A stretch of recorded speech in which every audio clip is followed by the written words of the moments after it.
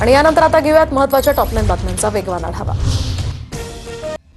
नागपूर शिक्षक भरती घोटाळ्यामध्ये पोलिसांनी महेंद्र म्हैसकर या शिक्षकाला अटक केली, तर न्यायालयीन कोठडीतील मुख्याध्यापक पुणकेंची बनावट कागदपत्र करण्यास म्हैसकर यांनी मदत केली होती। नागपूरच्या शिक्षक भरती घोटाळ्यामागे मंत्रालयातील अधिकारी असल्याचा मनसेचा आरोप। मनसेच्या शिक्षक आणि शिक्षकेतर संघटनेची नागपूरच्या सदर पोलीस ठाण्यामध्ये तक्रार, दोषींवर गुन्हे दाखल करण्याची मनसेची मागणी। परभणीमध्ये सोमनाथ सूर्यवंशी यांना न्याय मिळण्यासाठी वंचितचा आज परभणीमध्ये शांतता मार्च। सुजात आंबेडकर शांतता मार्चमध्ये सहभागी होणार। न्यायालयीन कोठडीत असताना सोमनाथ सूर्यवंशी यांचा मृत्यू झाला होता।